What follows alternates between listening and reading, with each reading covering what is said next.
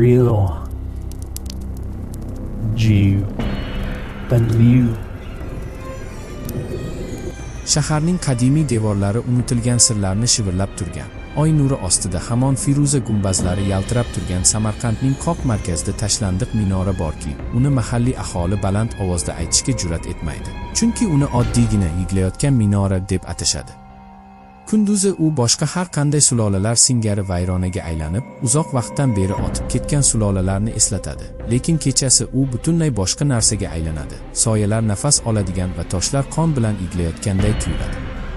Hech bir sayyohlik yo'riqchisi buni tilga olishga jur'at etmaydi. Hech bir rasmiy hujjat uning mavjudligini tan olmaydi. Shunga qaramay, Samarqanddagi har bir oila asrlar davomida bir xil sovuq ogohlantirishni aytib keladi. Oy nuri choqqisiga tushganda hech qachon minoraga yaqinlashmang, chunki u sizni ko'radi, eslaydi va sizni olib ketadi. Rivoyatda aytilishicha, xil asrda Samarqand imperiyalar gavhari bo'lganida bir vaqtlar minora yonida turgan masjid ichida qirg'in sodir bo'lgan. Askarlar namoz vaqtida begunoh dindorlarni o'ldirgan, qonlari minora poydevoriga singib ketgan va o'sha kechadan boshlab minora la'natlangan, bezovta ruhlar qamoqxonasiga aylangan. La'natning birinchi alomatlari yig'lash edi, yarim tunda havoda aks-sado beradigan, butun mahallani uyg'otadigan darajada baland ovozda azobli yig'lar. Ko'p o'tmay toshlarga qizil do'klar tusha boshladi, hech qanday yomg'ir yuvib bo'lmaydigan do'klar. Shahar oqsoqollari bu joyni muhrlab, keyin uni buzishga harakat qilishdi, lekin uning toshlariga qo'l qo'ygan har bir ishchi g'oyib bo'ldi. Ularning hayqiriqlari tungi xorga qo'shildi. Minora tashlab ketilgan, oralgan va unutilgan, hech bo'lmaganda yashashni istaganlar tomonidan unutilgan. Ammo inson aqli magrur, ba'zi qalblar qo'rqish kerak bo'lgan narsaning ortidan quvib, ahmoqdirlar va Samarqand universitetining bir guruh talabalari minoraning bitmas-tuganmas fojiasiga shunday aralashib qolishdi. Bu ular orasida hazil sifatida boshlandi. Tungi yotoqxona suhbatida shivirlangan jur'at. Guruhning eng baland ovozi Karim afsonalarni masxara qildi va O'zbekistonning eng qadimiy shahri hanuzgacha taqiblar borligini isbotlamoqchi ekanligini aytdi. Do'stlari Anvar, Temur va Shirin asabiy kulishsa-da, rozi bo'lishdi. Kamera, chiroq va yoshlik hayajonlari bilan ular bir kechani yig'layotgan minora yonida o'tkazishga va ijtimoiy tarmoqlar uchun hamma narsani yozib olishga qaror qilishdi. Ular yetib kelganda Samarqand ko'chalari jimjit, tepada oqarib, shishib ketgan oy edi. Minora ularning oldida osmonga tirnalgan singan barmoqdek ko'tarildi. Gishtlari chandiqli va qorong'i, poydevori olik tuproq uchun juda tirik tuyulgan begona otlar bilan o'ralgan edi. Havoning ozi og'ir edi, go'yo ularning o'pkalariga bosdi. Shirin birinchi bo'lib ikkilanib qoldi. U nimadir ularni kuzatayotganini his qildi. Ko'rinmas nigoh uning terisi bo'ylab o'rmaladi.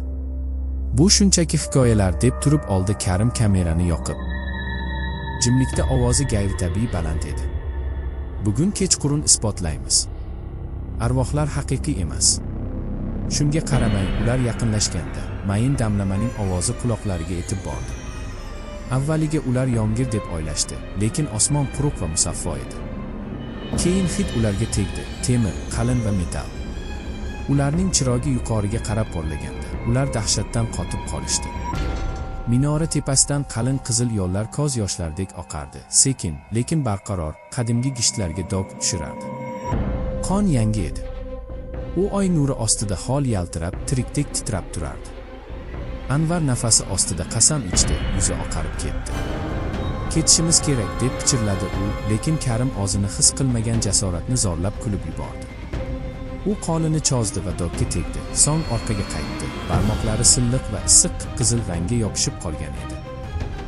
Bu haqiqat deb duduqlandi, lekin ular qimirlaguncha yig'lash boshlandi. Avvaliga past edi, ichi bosh minora ichidan yangragan bir ovoz. Shunday umidsizlik ovozi ularning qornini burab yubordi. Keyin unga boshqasi qo'shildi. Keyin yana biri. Kechasi tirik bo'lgunga qadar yuzlab odamlar, erkaklar, ayollar, bolalar, hammasi bir ovozdan yig'lashdi. Ovoz ularning quloqlariga tiqilib, boshlarini toldirib, yuraklarni qovurgalariga o'g'riq bilan urdi. Shirin chirog'ini yirtib tashlamoqchidek quloqlarini changallagancha qo'yib yubordi. Bu haqiqiy emas, deb qichqirdi u, lekin ovozlar juda haqiqiy edi. Minora larzaga keldi, yorilib ketgan toshlardan chang tushdi va uning tagidagi eski yog'och eshik yorilib ochildi.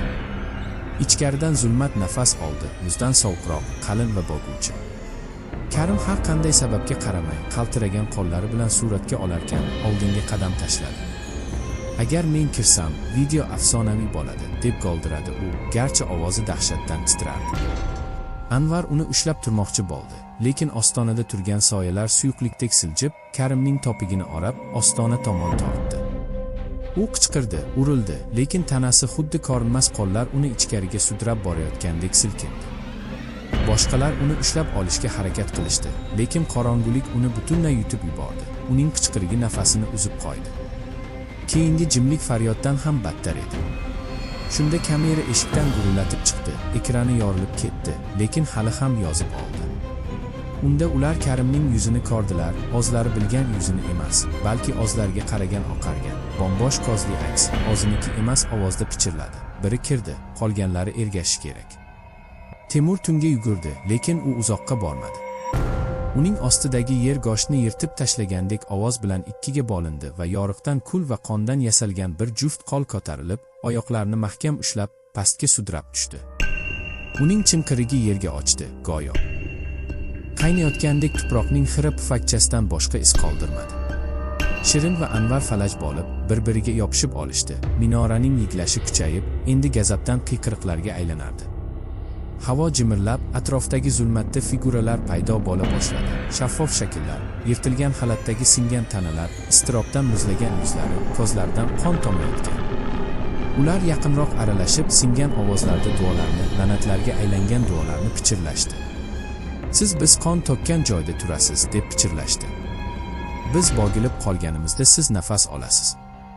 Anvar qutulmoqchi bo'lgan Shirinni panjara tomon tortdi, ammo ruhlar guvillab, sovuq qo'llari go'shtdan otib, suyaklarini muzlab qoldi. Shirin qoqilib ketdi, ko'zlari katta-katta bo'lib, ko'z ochib yumguncha g'oyib bo'ldi. Qichqirigi tomogidan uzilib, la'natilar xoriga singib ketdi. Anvar yolg'iz edi. U gandiraklab, yiqilgan kamerani mahkam ushlab, minora tomonga o'girildi.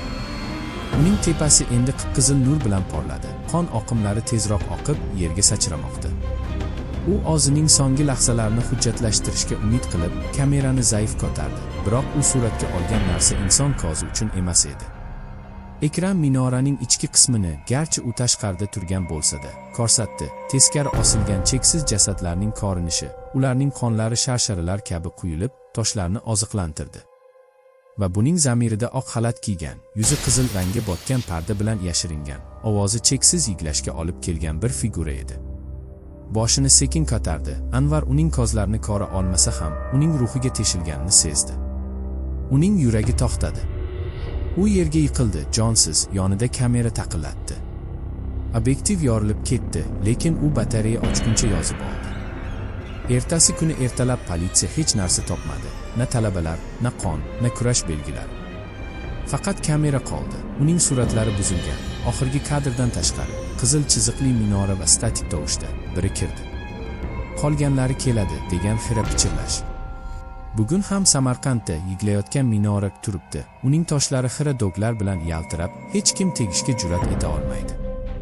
Mahalliy aholi qorong'i tushganda uning ko'chasidan qochishadi va hech qanday rasmiy bu haqda gapirmasa ham, ogohlantirishlar saqlanib qolmoqda. Oy nuri eng yuqori choqqiga tegsa, masofani saqlang. Minora uzoq olganlar uchun emas, tiriklar uchun yiglaydi va agar siz Samarqandda yarim tunda yiglayotganini eshitsangiz, minora ruhingizni sezmasligi uchun ibodat qiling.